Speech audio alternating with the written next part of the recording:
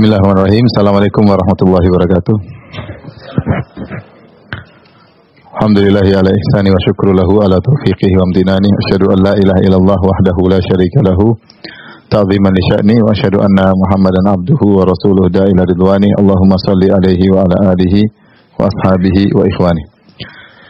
Hadirin hadirat yang dirahmati oleh Allah Subhanahu wa taala, kita lanjutkan pembahasan kita dari pembahasan rukun iman. Kita sudah menyelesaikan 4 rukun iman kepada Allah, kepada malaikat, kepada kitab-kitab dan pada para rasul. Sekarang kita masuk pada rukun iman yang kelima, iman kepada hari akhir, dan nanti insyaallah rukun iman yang keenam yaitu iman kepada takdir. Dan iman kepada hari akhir pembahasannya sangat panjang, kita berusaha membahas secara detail karena ini adalah tempat pemberhentian kita yang terakhir, ya. Tempat pemberhentian kita yang terakhir. Karena kita tahu bahwasanya kita hidup dunia ini hanyalah sementara, sebagaimana setelah saya sebutkan di awal buku dari jilid yang kedua, bahwasanya kita asalnya adalah suatu ketiadaan, sebagaimana Allah berfirman dalam surat Al-Insan, hal ata 'alal insani hinun minad dahri lam yakun syai'an madzkura. Bukankah telah datang kepada manusia suatu masa di mana dia belum sesuatu yang dapat disebut. Kita dulu tidak ada dan tidak ada yang menyebut-nyebut kita. Jadi ketiadaan kita adalah sempurna. Ada sesuatu yang tidak ada tapi sudah disebut-sebut. Ini tidak ada dan tidak ada yang menyebut-nyebut kita. Jadi kita dulu ketiadaan, ya. Setelah kita ketiadaan, kita berpindah kepada namanya alam janin, ya. Ya. Di alam janin situlah Allah Subhanahu wa taala memerintahkan malaikat meniupkan ruh, kemudian fi ayyi suratin ma syaa rakabat, kemudian Allah Subhanahu membentuk kita dan kita di alam janin kurang lebih selama 9 bulan. Setelah itu baru kemudian kita ke alam dunia, ya. Alam dunia sebagaimana Allah Subhanahu wa taala berfirman, wallahu akhrajakum min butuni ummahatikum la ta'lamuna syai'an. Allah keluarkan kalian dari perut ibu kalian dalam kondisi kalian tidak bisa apa-apa, tidak tahu apa-apa. Wa ja'alakum sam'a wal absara wal af'idah la'allakum tashkurun. Kemudian Allah jadikan kalian melihat, mendengar dan hati agar kalian bisa bersyukur. Dari tidak tahu apa-apa kemudian diberi sebab-sebab datangnya ilmu dengan mendengar, melihat dan juga hati. Setelah itu alam dunia kita ke alam barzakh, ya. Alam barzakh. Alam barzakh yaitu alam perantara antara kehidupan dan kematian,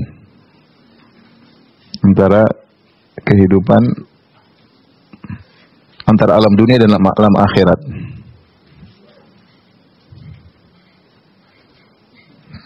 Dan alam akhirat.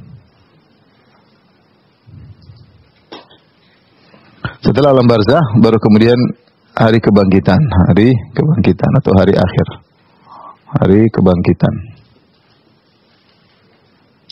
Hari kebangkitan ini ujungnya adalah di sini banyak peristiwa-peristiwa, ujungnya adalah surga atau neraka.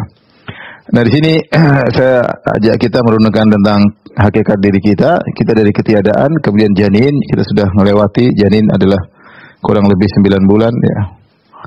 Alam dunia kurang lebih 60 sampai 70 tahun. Sebagaimana sabda Nabi sallallahu alaihi wasallam, "A'maru ummati baina 60 ila 70 wa aqallahum man yajuz dzalik." Umur umatku antara 60 sampai 70 dan hanya sedikit yang melewati 70 tahun. Jadi kalau taruhlah umur kita 60, ya berarti kalau sudah umur 50 tinggal sedikit lagi berarti, ya. Tinggal sedikit lagi. Yang umur 50 ke atas coba angkat tangan. Coba angkat tangan. Nah, oh ya, ternyata di depan saya banyak nenek-nenek, ya. Sudah saatnya serius, ya. Sudah saatnya serius. Alam barzakh kata Allah Subhanahu wa taala, wa min waraihim barzakhun ila yaumi yub'atsun. Ini hingga hari kiamat, sejak wafat hingga hari kiamat. Hingga hari kebangkitan. Dan ini bisa jadi ratusan tahun, bisa jadi ribuan tahun. Sudah banyak mayat-mayat di alam barzakh sampai ratusan tahun. Dan sudah banyak di antara mereka yang sudah ribuan tahun. Ini bisa jadi, ya, ratusan atau ribuan tahun. kemudian menuju hari kebangkitan dengan berbagai macam peristiwanya, maka ini abadi. Abadi selama-lamanya. Lamanya. Nah, ini semua kalau kita lihat ternyata di dunia kita cuma sebentar ya, dibandingkan dengan alam barzah, kemudian dibandingkan lagi dengan hari kebangkitan. Ternyata 60-70 itu cuma sedikit. Tetapi meskipun dia sedikit, inilah masa penentuan di sini. Masa penentuan. Karena janin kita tidak dihitung ya, tidak dihisab oleh Allah Subhanahu wa taala, tapi masa penentuan adalah ketika kita di dunia, yang ini yang menentukan bagaimana nasib kita pada kondisi berikutnya. Penentuan terkait nasib kita pada pada fase berikutnya. Pada fase berikutnya. Ya. Fase-fase berikutnya. Jadi 60-70 ini harus kita optimalkan karena akan punya pengaruh besar tentang bagaimana nasib kita di alam barzah, kemudian setelahnya di hari kebangkitan. Dan 60-70 tahun ini sebenarnya kalau kita mau tadqiq, mau kita teliti lagi, ternyata umur kita bukan 60 sampai 70 tahun untuk bisa berbuat. Ya.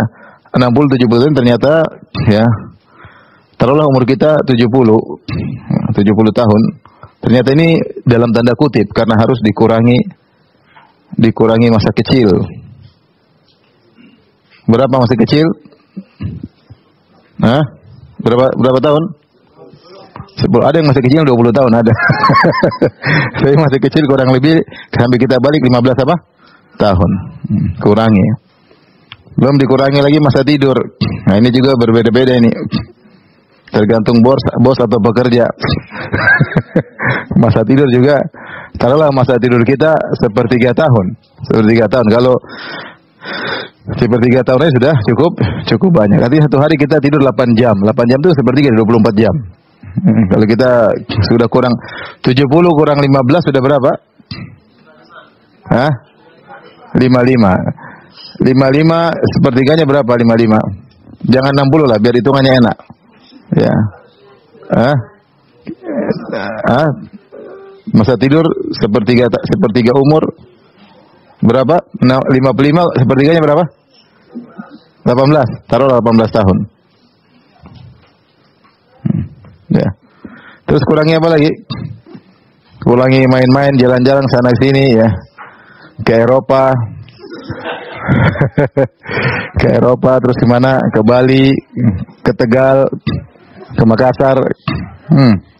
Kurangi masa jalan-jalan. Intinya waktu efektif kita ternyata sedikit ya. Waktu optimal kita ternyata cuma sedikit. Ternyata hanya sedikit. Coba dikurangi Imran jadi berapa itu? 70 kurang 15 kurang 18. Jadi berapa? 37. Tinggal 37. Main-mainnya berapa tahun terserah. Jadi hanya sedikit, kurang lebih ya taruhlah 30 tahun lah, 30 tahun ya. Ini yang benar-benar waktu kita benar-benar apa? Efektif. Ya 30 tahun ini benar-benar punya pengaruh terhadap fase kita berikutnya. Karena kita akan masuk namanya hari kebangkitan. Inilah yang disebut hari akhir, hari akhirat, hari akhir. Ini. Karena dia lebih panjang masanya daripada alam barzah. Alam barzah cuma 100 ribuan tahun, hari akhir abadi. Dan semuanya bergantung kepada bagaimana kondisi kita tatkala di dunia ini. Baik. Kenapa kita harus belajar? Urgensinya kita belajar beriman kepada hari akhir. Ini sudah Ibu? Sudah?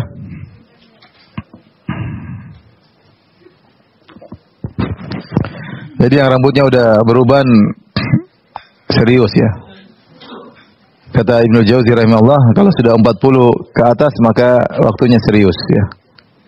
Kalau masih 20, 30 mungkinlah orang main-main ya. Masih mencari jati diri. Kalau 40 jati dirinya udah ketahuan. Sudah waktunya serius karena mulailah manusia mulai melemah setelah 40 tahun ya. maka dia harus serius, kurangi relasi yang tidak penting, ya, grup-grup mulai keluar, ya. Jangan terlalu banyak grup, ya, jangan terlalu banyak kawan, ya. Semua kegiatan yang kurang bermanfaat maka ditinggalkan. Karena waktu kita optimal untuk persiapan hari akhirat semakin sedikit. Jebak diri dalam kegiatan-kegiatan yang manfaat, ya, yang bisa menjadi bekal kita di akhirat kelak. Tapi pembahasan berikutnya adalah urgensi mempelajari iman kepada hari akhir.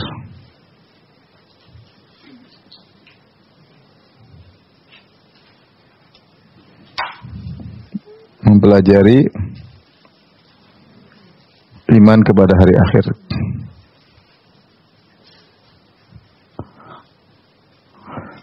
Tentunya banyak urgensinya, namun diantaranya yang jelas-jelas adalah untuk persiapan, ya. Persiapan. Jadi kita berusaha mempelajari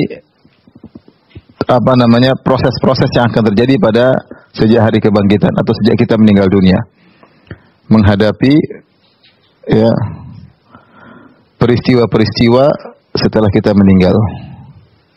Jadi itu banyak sekali setelah kita meninggal, ya. Sehingga kita persiapan, ya, persiapan.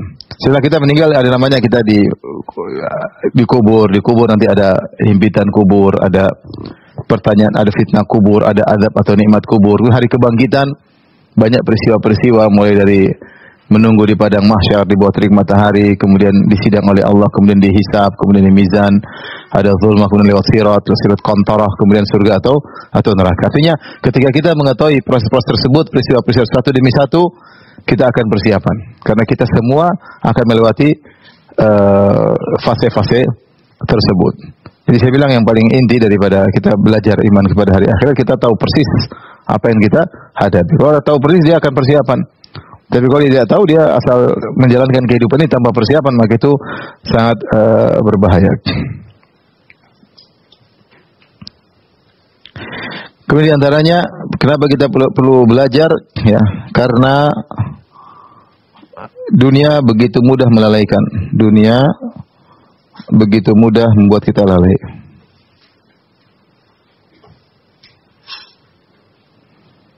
Baik kita sebagai orang kaya maupun sebagai orang miskin, dua-duanya bisa terlalaikan. Makanya Nabi SAW berlindung, Allahumma na'udzubika min syarri fitnatil ghina wa min syarri fitnatil faqr. Ya Allah, aku berlindung kepada Engkau dari keburukan fitnah kekayaan dan dari keburukan fitnah kemiskinan. Orang kaya diberi dunia, lupa dengan akhirat, sehingga kenapa dia lupa? Dia sibuk untuk mendapatkan kekayaan tersebut, dan dia sibuk pula untuk menghabiskan kekayaan tersebut. Dia bingung, ya. Jadi untuk mendapatkan kekayaan tersebut dia perlu kesibukan sehingga waktunya banyak terbuang, dan untuk menghabiskan dunia tersebut dia juga butuh uang, ya. Untuk jalan-jalan butuh duit enggak? Butuh waktu untuk jalan-jalan enggak? Butuh waktu, jalan sana jalan kemari, ke mall 1 ke mall 2, untuk beli rumah lagi kan butuh semua waktu habis. Mau beli rumah kan butuh uang enggak? Butuh waktu enggak? Bukan cuma uang, maksudnya butuh waktu enggak? Ada waktu yang dibuang enggak? Ada. Cari-cari, pilih-pilih, tawar-menawar, kemudian proses, kemudian notaris, kemudian ini, kalau utang ya lunasi utang. Demikian juga bangun rumah sama, bangun rumah butuh waktu. Cari tanah berapa lama, bangunnya berapa lama, proses perubahan-perubahan. Jadi semakin banyak harta, semakin banyak waktu yang kita buang, ya. Dan itu membuat kita potensi untuk lalai dengan akhirat. Karena kita sibuk untuk mencari harta dan juga sibuk untuk menghabiskannya. Namun bukan cuma orang kaya saja yang bisa lupa dengan akhirat. Yang miskin juga demikian, ketika dia harus sibuk mencari dunia memenuhi kebutuhannya, maka dia juga rentan untuk lupa dengan akhirat, Maka dua-duanya kondisi manusia, baik miskin ataupun kaya, rentan untuk lupa dengan akhirat. Makanya perlu diingatkan, Allah Subhanahu wa taala memuji orang-orang yang selalu memikirkan akhirat dan mengingatkan orang kepada akhirat. Lihat halaman 5. Makanya Allah memuji orang-orang yang suka ingat akhirat dan mengingatkan orang kepada akhirat. Jadi orang suka mengingat dan orang-orang yang suka mengingatkan orang lain terhadap akhirat.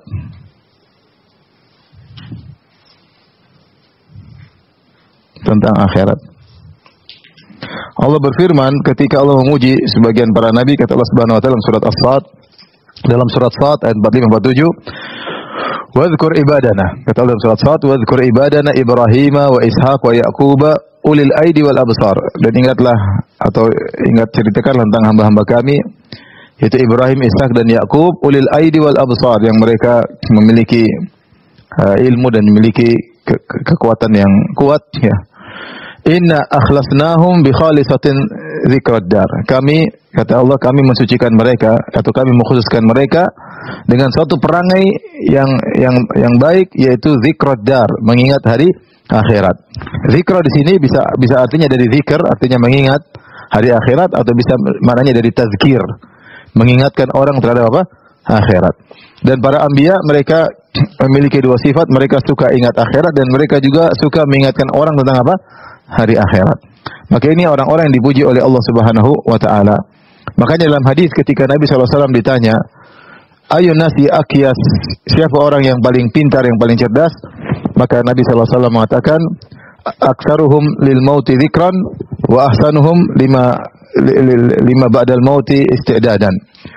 Kata Nabi SAW, orang yang paling cerdas adalah orang yang paling sering mengingat kematian dan yang paling terbaik persiapannya untuk hari setelah kematian. Ulaikal aqyas, ulaikal aqyas. Mereka adalah orang-orang yang cerdas, ya. Mereka orang terpuji yang banyak mengingat kematian dan paling bagus persiapannya untuk kehidupan selanjutnya. Ini orang-orang yang terpuji. Ya, sebagaimana para nabi dipuji akan hal tersebut.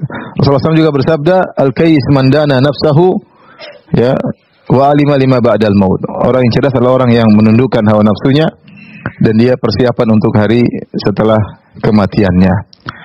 Nah, ini harus kita persiapkan diri kita dengan kita belajar namanya hari akhirat. Kita mengurangi potensi-potensi buat kita lupa, karena kita jujur bahwasanya dalam kehidupan ini kita sering lupa dengan hari akhirat karena kesibukan dunia, kesibukan pekerjaan, kesibukan keluarga, urusan ini, urusan dengan banyak manusia, ya. Sehingga sering kita lupa dengan hari akhirat. Maka perlu diingatkan, Taib, di antara urgensinya kita belajar untuk mengimani hari akhirat, ya. Karena Allah Subhanahu wa taala, ya, sering menggandengkan iman kepada Allah dengan iman kepada hari akhirat. Menggandengkan iman kepada Allah dengan iman kepada akhirat. Dan ini dalam Al-Quran banyak sekali, dalam hadis dalam Al-Quran sampai disebutkan lebih dari 20 kali dalam Al-Quran Allah menggandengkan antara iman kepada Allah dan iman kepada hari akhirat, ya. Seperti iman amana minhum billahi wal yaumil akhir. Ya, seperti itu dalam Al-Quran juga, dzalika yu'adzu bihi man kana minkum yu'minu billahi wal yaumil akhir. Dan seperti ini banyak. Ini adalah pelajaran bagi kalian yang beriman kepada Allah dan hari akhirat. Ketika Allah menggandengkan beriman kepada hari akhirat, menunjukkan iman kepada hari akhirat adalah perkara yang sangat urgen. Sampai lebih dari 20 ayat Allah gandengkan. Makanya dalam hadis juga seperti kata Rasulullah SAW, "Man kana yu'minu billahi wal yaumil akhir falyakul khairan aw liyasmut." Siapa yang beriman kepada Allah dan hari akhirat, maka hendaknya dia berkata yang baik atau dia diam. Kenapa? Karena tidak bisa seorang melaksanakan hal ini, berkata baik atau diam, kecuali orang yang benar-benar beriman dengan hari akhirat. Kalau dia kurang beriman dengan hari akhirat, dia tidak akan bisa mengontrol lisannya. Orang yang hanya bisa mengontrol lisannya adalah orang yang benar-benar beriman kepada Allah dan beriman dengan hari pembalasan. Bahwasanya ada namanya hari pembalasan, sehingga dia selektif dalam mengucapkan lafal-lafal yang akan dia ucapkan, selektif dengan tulisan-tulisan yang akan dia torehkan dengan tangannya, ya. Dia selektif karena dia tahu setiap yang dia ucapkan, setiap yang dia torehkan dalam bentuk tulisan, ya, akan diminta pertanggungjawaban oleh Allah Subhanahu wa taala. Dia juga akan selektif dalam mengomentari, karena bisa jadi komentar dia terhadap sesuatu membawa bencana bagi dia pada hari kiamat kelak. Dia komentar misalnya si fulan begini, ternyata tidak demikian, ini masalah pada hari kiamat kelak. Orang yang tertutup tadi akan menuntut dia pada hari kiamat kelak. Baik, di antaranya urgensinya ya agar semangat beramal ya. Agar semangat beramal dan menjauhi maksiat. Seorang kalau tidak beriman dengan hari akhirat, dia malas beramal. Dan kalau dia tidak beriman atau kurang imannya dengan hari akhirat, maka dia akan semangat bermaksiat. Tapi kalau dia beriman dengan iman yang kuat, dia takut bermaksiat. Ya. Makanya ketika Allah menyebut tentang orang-orang yang mengurangi takaran, kata Allah Subhanahu wa taala, "Wailul lil mutaffifin alladzina idza qalu 'alan nasi yastawfun wa idza kaluhum aw wazanuhum yukhsirun ala yadhunnu ulaika annahum mab'utsun." Celaka orang-orang yang melakukan pengurangan takaran maupun timbangan. Sedikit mereka kurangi, tidak banyak. Kalau banyak ketahuan mereka jualan kurangi sedikit. 10 kilo mungkin dijual 9 kilo 8 ons, kurang 1 ons 2 ons sedikit, tidak banyak. Orang yang beli tidak ketahuan. Ya harusnya berapa liter dikurangi sedikit ya. Ya, kalau mereka jualan maka mereka kurangi. Kalau mereka beli mereka maunya takaran timbangannya dipenuhi. Kata Allah, "Ala yadhunnu ulaika annahum mab'utsuna li yaumin 'adzim yauma yaqumun nasu lirabbil alamin." Tidakkah mereka tahu bahwasanya mereka akan dibangkitkan? Artinya Allah mengatakan mereka melakukan demikian karena kurang beriman dengan hari kebangkitan.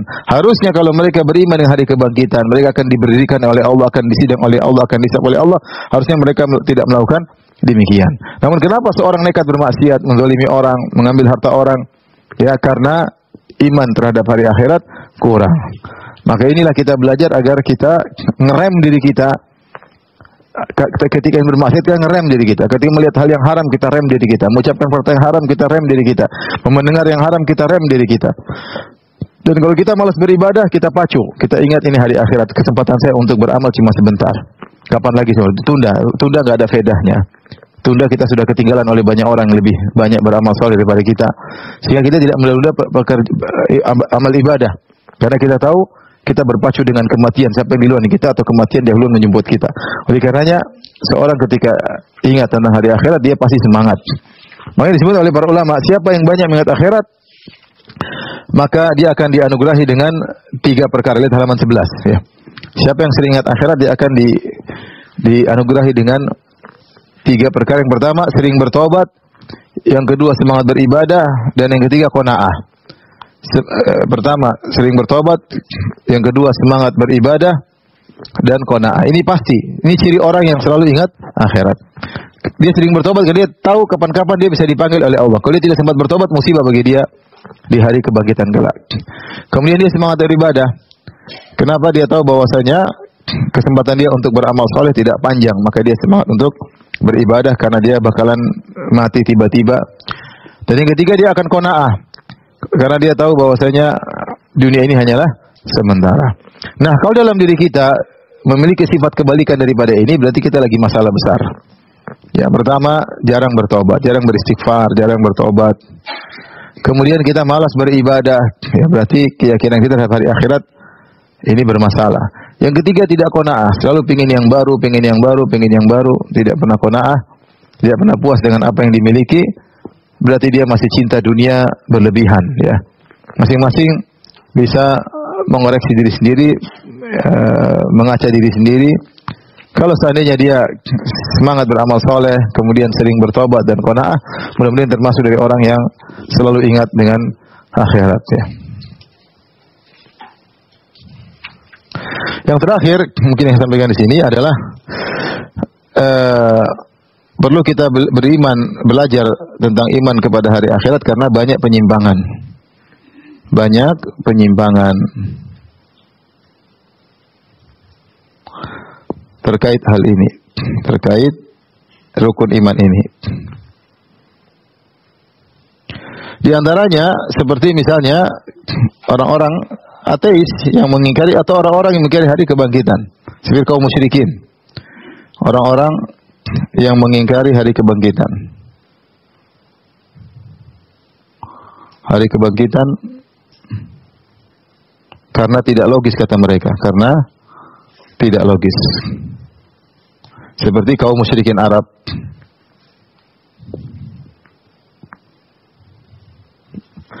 Kaum musyrikin Arab. Mereka percaya sama Tuhan tapi tidak percaya kepada hari kebangkitan. Adapun ateis jelas Tuhan saja mereka tidak percaya, apalagi hari kebangkitan. Di antaranya misalnya teori reinkarnasi. Reinkarnasi juga sebagian besar orang yang menganut teori reinkarnasi atau bahwasanya manusia akan dihidupkan berulang-ulang dalam kehidupan ini, mereka menyangka bahwasanya hari pembalasan itu bukan di hari akhirat, tapi di dunia ini. Ya, seorang ketika sekarang melakukan suatu amal perbuatan, kemudian dia meninggal, kemudian dia dibangkitkan lagi dalam kehidupan selanjutnya, yang kehidupan selanjutnya merupakan balasan dari kehidupan sebelumnya. Seandainya sekarang misalnya dia adalah seorang yang miskin, tapi dia rajin beribadah, kemudian dia tidak menzalimi orang, nanti dia mati, dia bangkit lagi di dunia ini, bukan hari kebangkitan, dia dihidupkan lagi di jasad yang lain dengan ruh yang sama.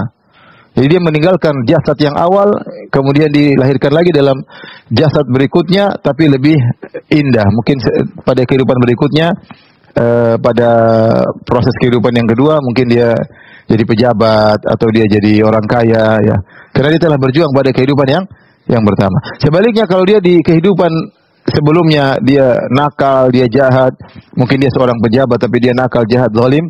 Ketika dia mati, ruhnya lepas meninggalkan jasad pertama, dia bangkit lagi mungkin jadi hewan, bisa jadi apa?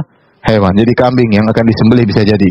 Karena dia telah berbuat kesalahan pada kehidupan beliau. Saya sudah bahas panjang lebar pada hari Jumat kemarin tentang akidah reinkarnasi secara khusus buat mereka, kemudian bantahan dan pembahasannya cukup panjang. Tapi di antara cerita yang menarik, ada salah seorang raja di Cina atau India, saya baca. Dia terkena penyakit kulit.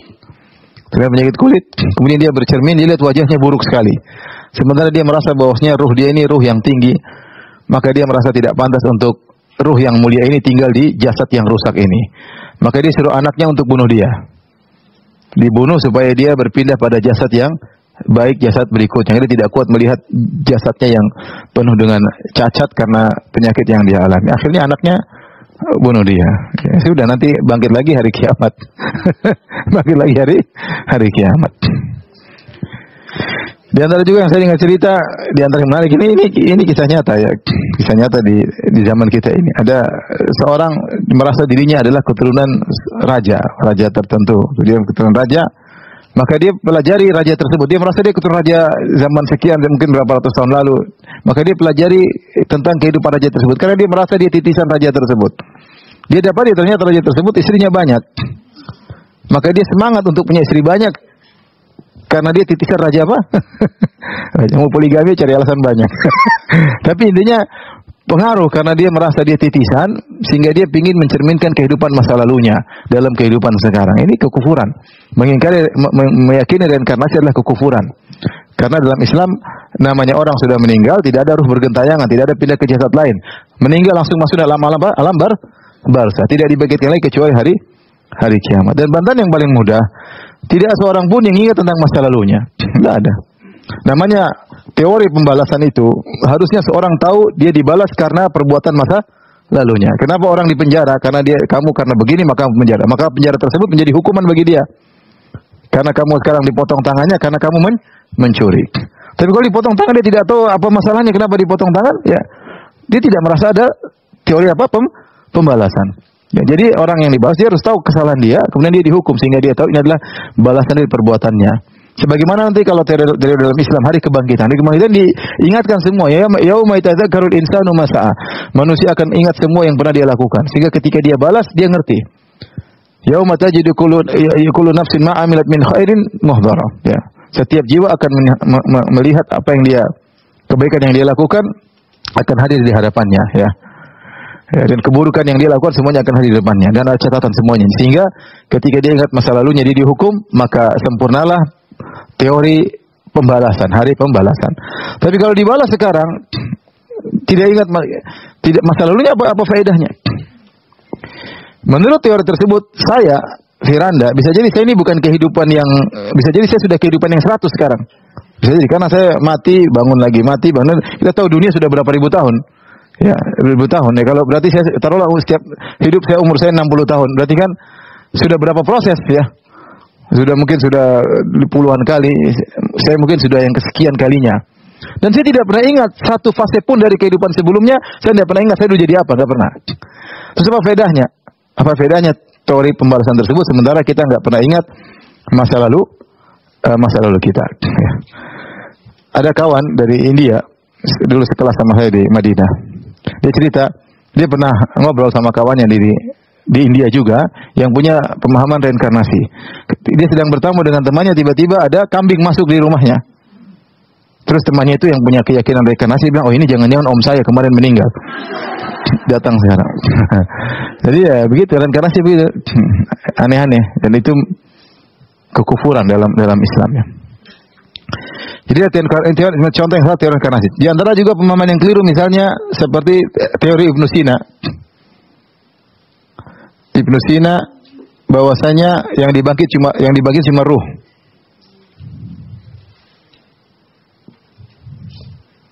Cuma apa? Cuma ruh. Bukan jasad. Kenapa Ibnu Sina menurut dia tidak logis kalau dibangkitkan di atas jasad? Dia punya syubhat, saya tidak ingin sampaikan. Tapi intinya kalau dibangkitkan jasad tidak logis. Karena tidak logis menurut dia, maka dia berkata yang dibangkitkan cuma apa? Ruh. Ini juga kekufuran. Karena persis seperti orang musyrikin Arab yang mengingkari hari kebangkitan karena dia merasa tidak mungkin jasad kembali lagi. Qala man yuhyil 'idhama wa hiya ramim. Ya. Bagaimana tulang-tulang sudah hancur kemudian bisa hidup kembali sementara dia sudah hancur kembali. Jadi tidak logis menurut orang-orang musyrikin Quraisy ada hari kebangkitan. Nah, ini juga diambil oleh Ibnu Sina, kemudian mengatakan tidak logis kalau jasad yang dibangkitkan. Tapi kalau ruh logis. Sehingga dia membangkitkan hari kebangkitan bukan jasad, tapi apa? Cuma ruh. Ini salah satu kesalahan beliau yang menyebabkan beliau dikafirkan. Beliau punya 3 kesalahan besar. Di antaranya ini, menyatakan yang dibangkitkan cuma apa? Cuma ruh bukan jasad. Ya, ini di antaranya. Kemudian di antaranya beliau termasuk yang mengatakan bahwasanya Allah hanya mengetahui secara global, tidak terperinci. Dan di antaranya selain 3 dia mengatakan bahwasanya alam itu azali bersama Allah. Ini 3 kesalahan yang menyebabkan beliau dikafirkan. Dan ini kesalahan orang-orang filsafat secara umum diklasifikasikan oleh Imam Ghazali bahwasanya ini 3 kesalahan yang mengkafirkan. Dan mereka punya kesalahan lagi sekitar belasan yang tapi tidak sampai mengkafirkan, hanya membid'ahkan. Tapi ini di antara kesalahan yang membuat beliau dikafirkan karena mengingkari begitu banyak ayat dan hadis-hadis Nabi yang menyatakan bahwasanya kita dibangkitkan dengan jasad. Bukan sekedar apa? Sekedar ruh. Tetapi mungkin di balik Ibnu Sina ada ilmu pasti dia yang tidak bisa dia lawan. Menurut dia tidak logis. Maka dia pun mengatakan yang dibangkitkan cuma ruh. Dalam risalah beliau namanya Risalah Al-Atwahiyah. Insyaallah saya singgung dan saya bantah dalam buku ini. Tapi intinya kita belajar alam barzah agar kita tidak terjebak dalam kita belajar alam akhirat agar kita terjebak dengan kesalahan-kesalahan yang menyimpang. Contoh lagi khurafat yang beredar. Banyak. Apa khurafat tersebut? Di antaranya ruh gentayangan ya. Iya. Apa? Mak lampir. Ini di antaranya. Ini belorong. Paling mending si manis jembatan Ancol, lumayan lah. Yang lain semua mengerikan. Ini ruh bergentayangan. Kenapa? Karena mereka salah paham tentang alam barzah. Alam barzah tidak ada ruh bergentayangan. Seorang meninggal, ruhnya masuk dalam alam barzah. Enggak ada. Kalau jin niru-niru kakek kita, jin niru-niru mbah kita, itu ada. Dia ngaku-ngaku sebagai saya adalah ruhnya. Tapi kalau seperti juga keyakinan apa? Panggil ruh. Ini juga ada. Dulu saya juga ikut-ikutan ini. Panggil apa? Ruh. Ya panggil ruh. Ya, ruh ini dipanggil, ruh ini dipanggil. Ini juga karena tidak paham tentang teori alam hari akhirat, maka dia menyatakan ruh bisa dipanggil kembali. Ruh bisa dipanggil kembali. Seperti itu ya. Dulu ada kawan ini ikut ilmu tenaga dalam. Kemudian dia minta ruh, misalnya ruh. Mohon maaf, ini minta ruh Bruce Lee misalnya. Bruce Lee sudah mati belum? Sudah, tentu di alam barzah ya. Tapi bagi orang tidak ngerti alam barzah, mungkin ruh Bruce Lee masih bergentayangan ya. Maka dia panggil ruh Bruce Lee, maka ruh Bruce Lee pun masuk dalam dirinya, kemudian dia tiba-tiba karate jago. Ini contoh orang percaya aja, benar sih tiba-tiba jago. Mungkin tidak jago, tiba-tiba dia jago. Ya jin masuk dalam dirinya. Ini khurafat yang ada. Seperti khurafat bahwasanya kalau orang meninggal 40 hari masih bergentayangan. Ini juga khurafatnya. 40 hari masih apa? Masih gentayangan. Dan lain-lain ya, maka harus di ini. Kadang-kadang seperti sebagian kaum muslimin ketika hari meninggal dia masih sediakan, ini saya lihat sendiri, dia sediakan piring, ada pisang goreng, ada apa namanya? Kopi. Kenapa? Dulu dia suka makan pisang goreng sama apa? Kopi, ya. Karena membelikan Kentucky terlalu mahal, ini aja pisang goreng sama. Padahal dia juga suka Kentucky, cuma beli pisang goreng sama kopi. Katanya ruhnya masih datang. Ini kan salah. Ini khurafat yang disebar di kaum muslimin. Nah, dengan belajari akidah, iman kepada hari akhirat, kita tahu ini semua adalah kesalahan. Dan masih banyak kesalahan lain yang terkait dengan hal ini.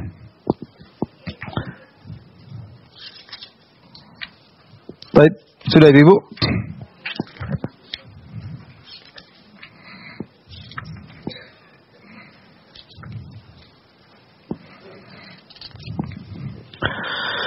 Di antara perkataan yang indah tentang kematian ya, atau tentang hari akhirat. Lihat halaman 14. 14 kata Hasan al-Basri, beliau berkata, "Ma ra'aitu yaqinan la syakka fihi asbaha bi syaqqin la yaqina fihi minal maut." Aku tidak melihat suatu perkara yang sangat diyakini, tidak ada keraguan tentang hal tersebut, maksudnya kematian. Semua orang pasti tahu namanya kematian. Tidak ada yang ragu bahwasanya kematian akan apa? Datang. Tetapi seakan-akan menjadi suatu keraguan yang tidak ada keyakinan dalamnya. Maksudnya apa? Hasan Basri merasa heran. Semua orang yakin dia bakalan mati, tapi tidak ada persiapan. Seharusnya kalau kita yakin kematian itu ada dan kita semua pasti yakin, harusnya ada konsekuensinya harus persiapan. Ternyata konsekuensi tersebut tidak ada. Jadilah keyakinan tersebut seperti keraguan yang tidak ada keyakinannya. Faham maksudnya? Jadi saya mengatakan, saya melihat suatu keyakinan kok malah jadi keraguan. Kenapa? Karena konsekuensi di keyakinan tersebut tidak ada. Ya. Kita kalau yakin bahwasanya kita bakalan kelaparan misalnya jam 10 ya kita makan, atau kita bawa makanan karena kita yakin kita bakalan apa? Lapar. Atau kita yakin di situ ada penyakit, maka kita siap. Misalnya masker kita di situ ada penyakit, saya harus pakai masker karena saya yakin ada apa? Penyakit.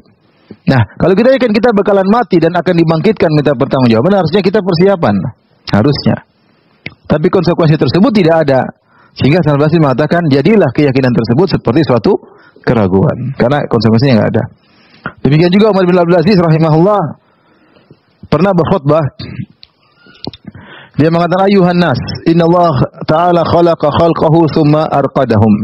Wahai manusia sekalian, sungguhnya Allah menciptakan makhluk manusia, kemudian Allah tidurkan mereka dalam alam barzah. Thumma yab'atsuhum min raqdatin. Kemudian Allah bangkitkan mereka dari alam barzah mereka. Fa imma ila jannah wa imma ila nar. Kalau sudah dibangkitkan, kalau enggak ke neraka, ke surga. Wallahi in kunna musaddiqina bihadza innal hamqa. Kata dia, demi Allah, kalau kita meyakini hal ini, bahwasanya kita akan dimatikan, dibangkitkan, masuk surga atau masuk neraka, sungguh kita ini semua bodoh, kita ini semua pandir. Wa in kunna mukadzibina bihadza innal halka. Kalau kita mendustakan ini semua, maka kita akan binasa, masuk neraka jahanam. Kemudian dia pun turun dari mimbarnya. Artinya dia mengatakan apa? Wa in kunna musaddiqina bihadza. Kalau kita yakin tentang hari kiamat, semuanya kita ini hakikatnya orang bodoh. Kenapa enggak ada persiapan? Kata dia, kita semua, saya dan kalian yang berkhutbah dengan yang hadir, semuanya bodoh. Kenapa? Karena tidak ada persiapan. Tapi kalau kita dustakan, ya kita kafir, neraka jahanam selama-lamanya. Jadi inilah kondisi kita, ikhwan akhwat yang Allah Subhanahu wa taala. Kenyataan menunjukkan bahwasanya keyakinan kita terhadap hari akhirat masih belum kokoh, masih belum apa? Kokoh. Terbukti dari kegiatan kita keseharian. Masih malas bangun malam, masih malas baca Quran, masih pelit untuk bersedekah, masih dendam, tidak mudah memaafkan, ya. Allah mengatakan, wa inna sa'ata la'atiyatun fasfahi safhal jamil. Sungguh hari kiamat akan tiba, maka maafkanlah, lapangkanlah apa? Dada. Kalau kita hari kiamat mau tiba, ngapain kita dendam-dendam? Sudah selesai. Tapi karena kita dendam, karena kita masih pikirnya dunia melulu. Seharusnya kalau kita yakin hari akhir, kita pun seharusnya tidak pelit. Namun kita ternyata masih pelit, ya. Banyak hal. Kalau kita yakin hari akhirat, harusnya kita takut bermaksiat. Namun kita tetap aja bermaksiat. Ya, seharusnya kalau kita yakin hari akhirat, kita tidak terlalu sibuk dengan beli barang-barang bermerek, ya. Seharusnya. Ya, bermerek buat apa? Ditanya sama Allah, bingung jawabnya. Bingung atau tidak? Bingung tidak? Kenapa beli jam harga sekian? Bisa jawab? Nah? Suka ya. Karena manfaatnya ada yang murah. Jawab suka-suka. Iya, memang jawabnya suka ya. Tapi bukan ada yang lebih murah, bukankah kali itu kau bisa beli harga 10 juta, 200 jutanya bisa buat untuk akhiratmu, kan bisa lebih baik. Masih banyak orang lapar, masih orang miskin, masih banyak pondok kekurangan, masih banyak janda tidak terawat, masih banyak anak yatim yang susah. Ya. Intinya kita teori oke, praktek kita masih kurang. Saya tidak bicara antum aja, saya bicara saya juga. Artinya kita praktek masih apa? Masih kurang. Maka tadi benar kata Umar bin Abdul Aziz, wa in kunna la musaddiqina bi hadza wa inna la hamqa. Kalau kita benar-benar mengimani hari kiamat, ini bodoh semua kita istilahnya. Pandir. Kenapa kita masih kurang beramal saleh? Masih kurang beramal saleh. Meskipun ada kawan juga, ada kawan apa namanya? Dia pakai jam mewah. Waktu hajian sama dia saya tanya, pakai jam mewah. Siap dihisap? Siap Ustaz, saya siap dihisap. Ya udah, kalau siap ya sudahlah. Saya siap dihisap. Ya sudah, kalau siap ya sudahlah masing-masing. Ya, kalau saya tidak siap, kalau kamu siap ya silakan. Siap silakan.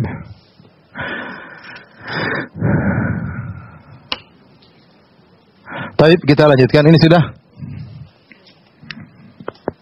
ya. Tapi poin-poin pembahasan hari kiamat.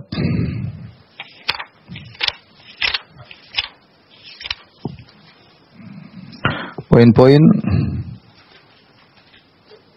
pembahasan hari akhir.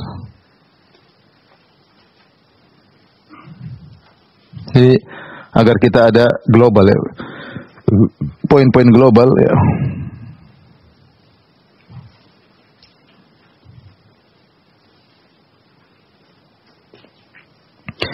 Yang kita bahas ada 3 secara umum adalah kematian, kemudian barzakh, kemudian hari kebangkitan.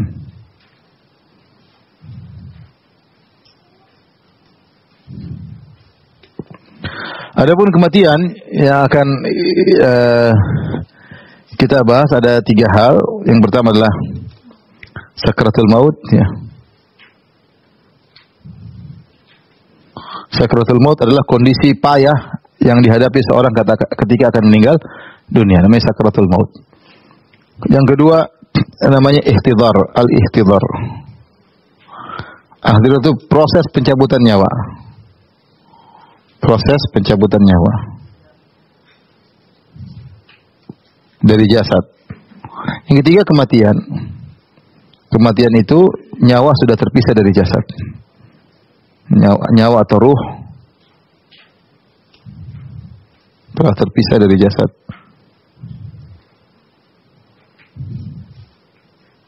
Tapi ini terkait dengan kematian, yaitu kepayahannya. Sakratul maut maksudnya kepayahan. Kepayahan menjelang kematian. Tapi ini yang pertama, masalah kematian, karena kematian adalah awal dari masuk dalam alam akhirat. Alam akhirat sebenarnya dimulai dari kematian. Ya, karena kita sudah meninggalkan, mati kita apa? Meninggalkan dunia. Maka orang mengatakan meninggal apa? Dunia. Meninggal dunia. Berarti dunia sudah ditinggalkan, dia masuk dalam alam akhirat. Dalam akhirat ada muqaddimahnya, itu kematian alam barzah. Tapi adapun alam barzah yang akan kita bahas diantaranya adalah dhammatul qabr. Di sana ada dhammatul qabr. Ada zulmah sebentar, zulmatul qabr. Kegelapan kuburan,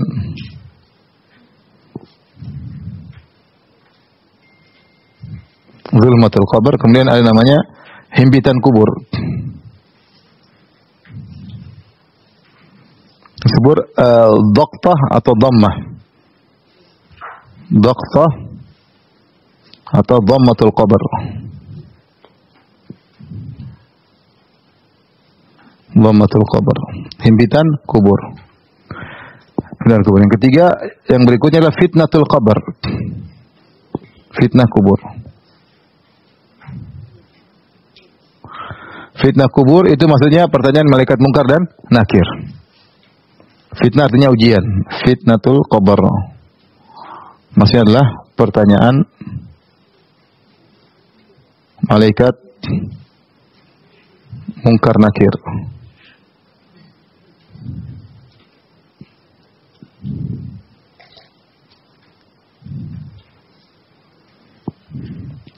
Yang berikutnya adalah azab atau nikmat kubur.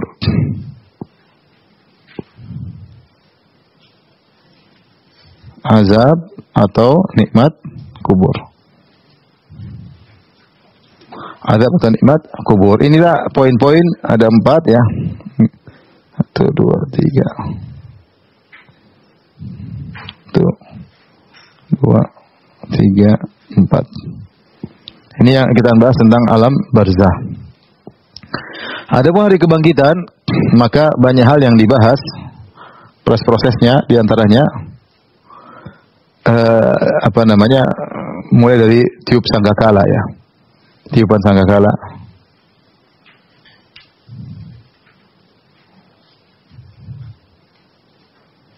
Tiupan sangkakala ini ada 2 pendapat yang 3 tiupan dan 2 tiupan. Insyaallah kita bahas pada tempatnya. Kemudian hari kebangkitan, kebangkitan jasad.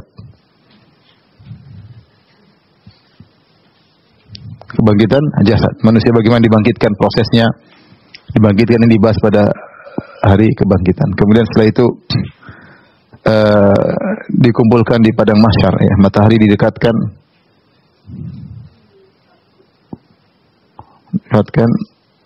dan manusia dikumpulkan di padang mahsyar.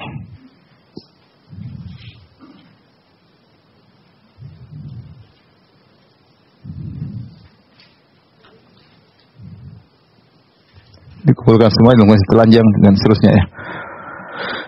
Kemudian Allah datang dan mulai persidangan. Allah datang lalu mulai persidangan. Persidangan maksudnya seluruh orang yang ada masalah di dunia akan disidang pada hari tersebut. Semua masalah yang belum selesai di dunia, yang belum maafkan, semuanya akan disidang pada hari kiamat. Ada yang sedikit tidak ridho, semua akan disidang. Yang menjadikan Allah dan saksinya banyak. Tangan saksi, catatan saksi, malaikat saksi, bumi bersaksi.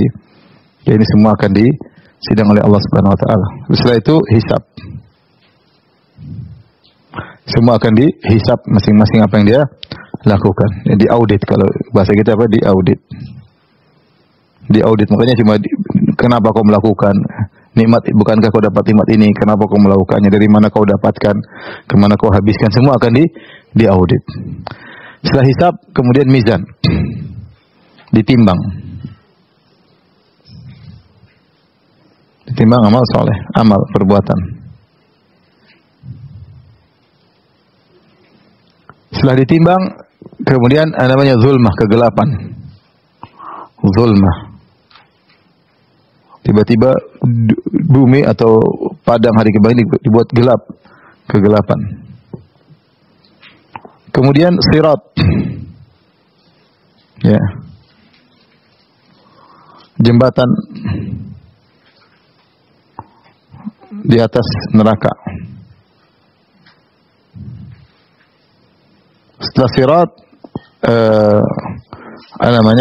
kontarah. Nanti akan kita bahas ya. Ya, setelah juga ada pembahasan surga atau neraka, surga atau neraka. Ada pembahasan al-haud nanti di padang mahsyar, ada pembahasan tentang al-haud ya.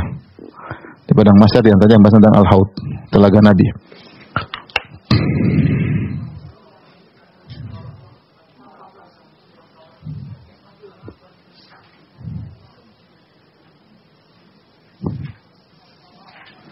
Kenapa saya tidak tulis haud? Karena haud ada khilaf apakah di padang mahsyar atau setelah melewat sirat. Ada khilaf di kalangan para ulama.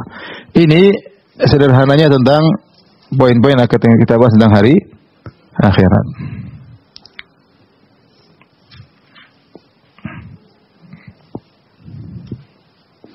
Baik, kita masuk pada pembahasan pertama, insyaallah tentang kematian. Masih ada waktu. Kematian.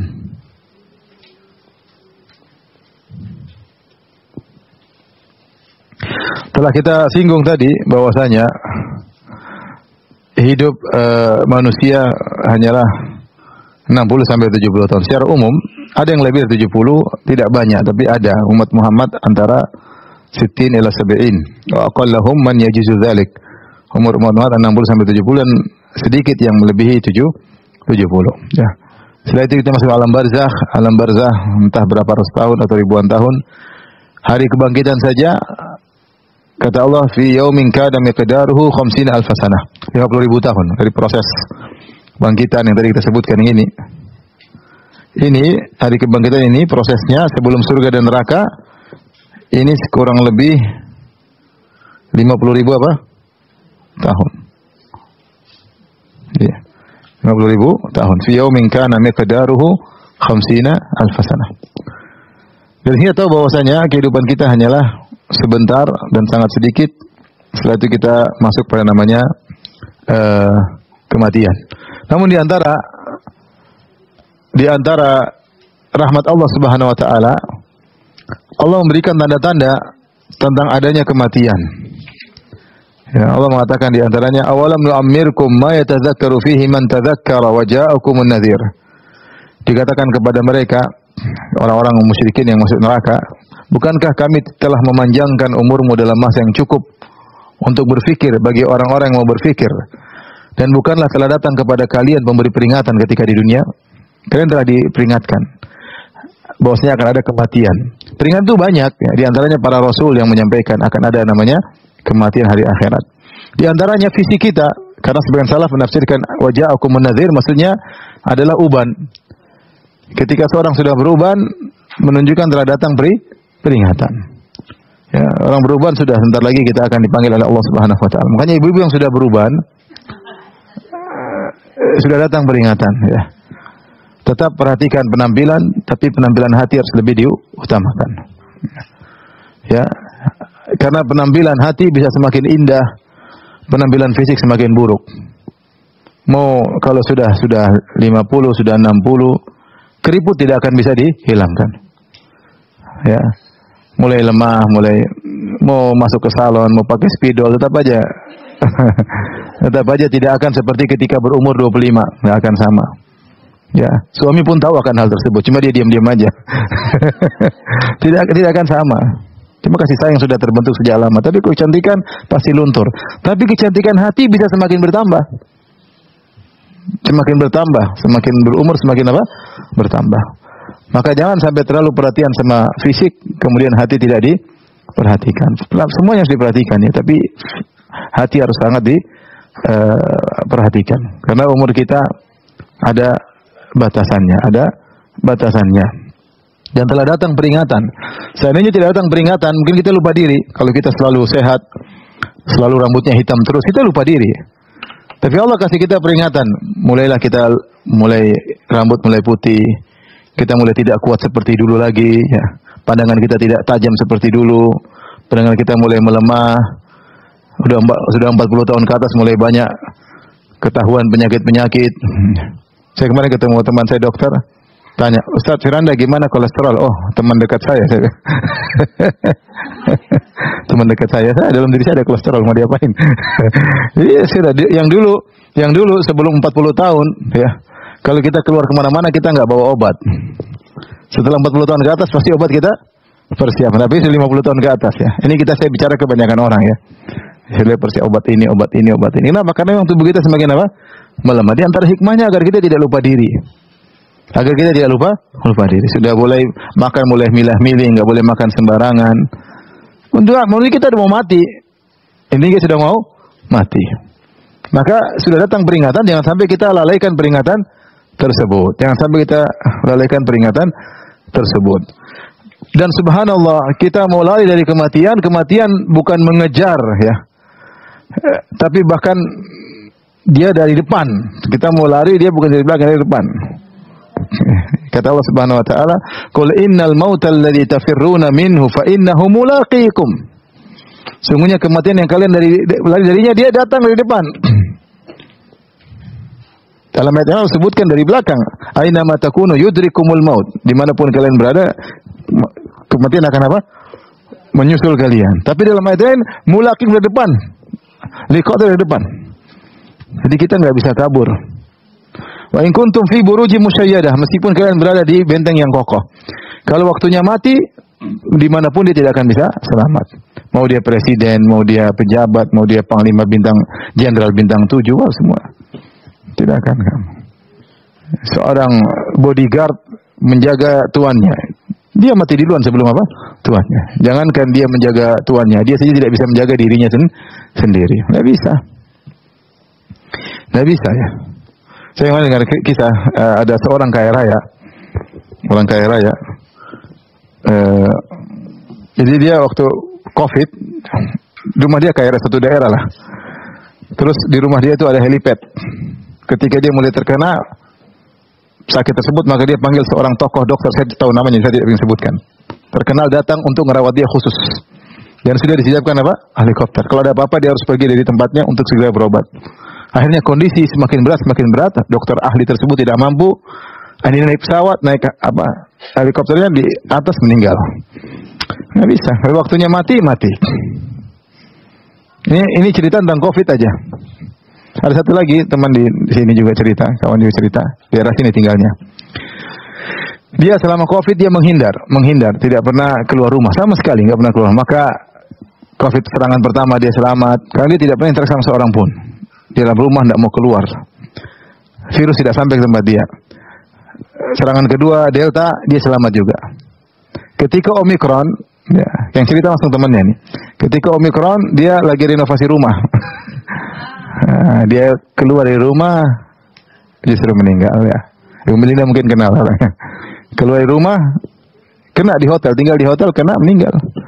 Maksud saya kalau sudah waktunya mati, apapun caranya tetap saja meninggal. Ya. Sudah vaksin pertama, vaksin kedua, vaksin ketiga, vaksin keempat, ketabrak mobil sama saja. Waktunya mati. Waktunya mati nggak bisa menghindar. Subhanallah. Oleh karenanya, bagaimanapun kita ini kan berusaha dari kematian. Tidak apa-apa, makanya kita olahraga, makan kita pilih-pilih. Kenapa kita nggak suka mati? Siapa yang suka mati? Nggak ada.